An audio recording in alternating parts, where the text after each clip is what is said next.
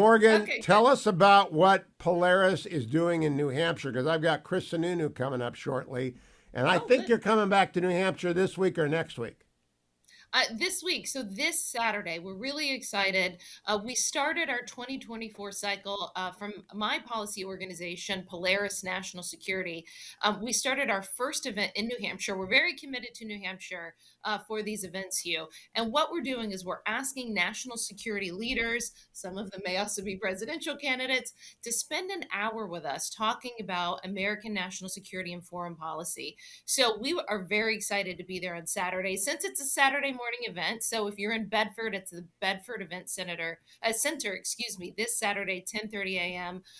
Listen, I don't know about you, Hugh. I don't like people to come to my events in the morning without some coffee and some donuts. So we will have them there. I think the name of the place is Lighthouse Local Cafe.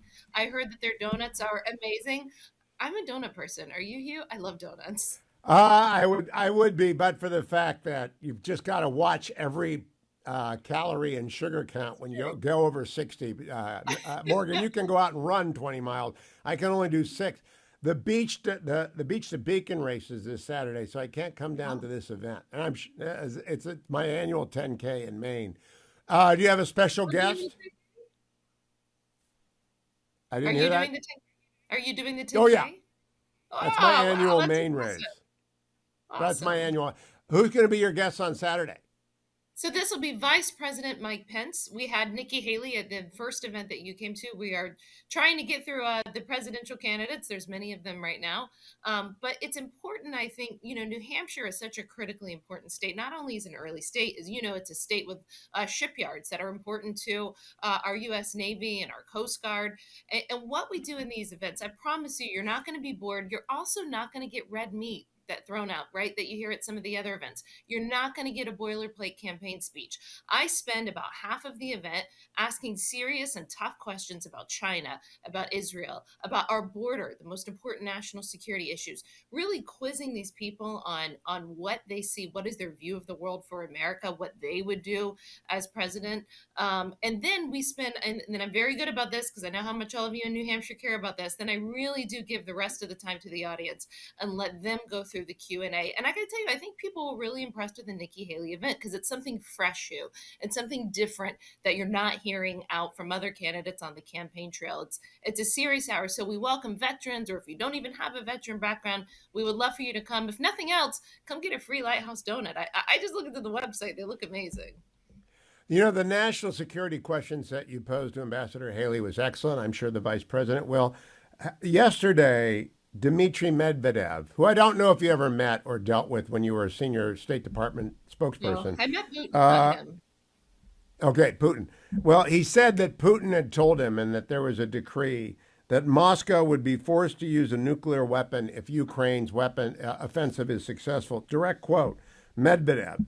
Imagine if the offensive, which is backed by NATO, was a success and they tore off a part of our land. Then we would be forced to use a nuclear weapon. According to the rules of a decree from the president of Russia, there would simply be no other option. So our enemies should pray our warriors for our warriors' success. They are making sure that a global nuclear fire is not ignited. I've never heard a Russian as senior as Medvedev make that threat before. Have you, Morgan? They were sort of veiled, making these threats about the use of nuclear weapons at various points. I think about 3 or 4 months ago is when it got really hot at one point when they were saying it.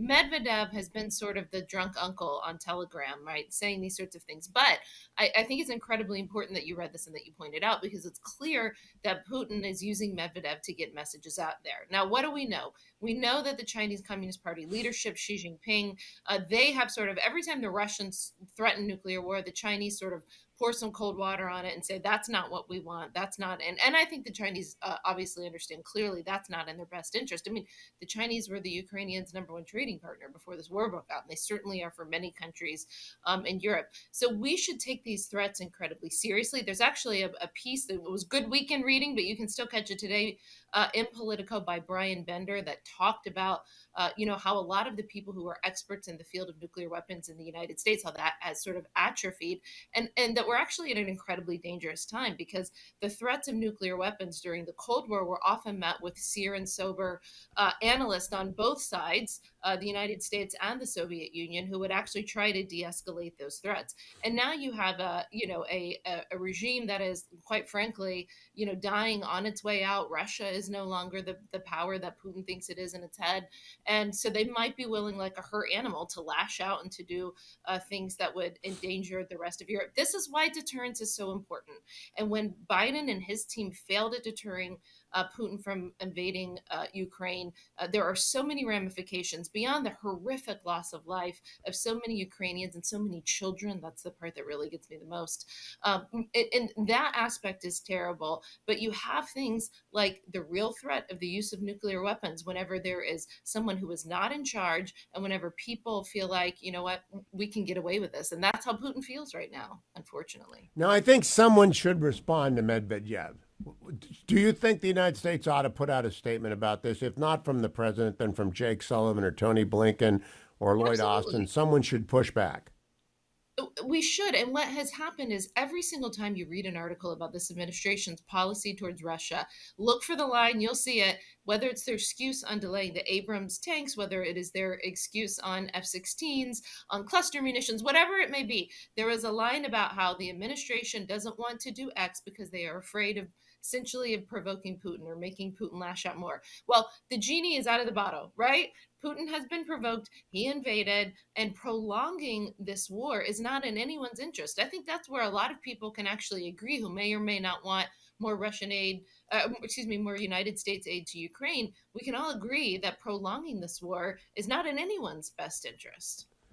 Morgan, have a great event on Saturday. Please stay on the line. Dwayne's going to importune you to substitute for me on Monday. So we'll see if that works. If not, have a great event in New Hampshire on Saturday. My best to the former vice Thank you. president, to every candidate that you bring up there. Thank you for joining me this morning.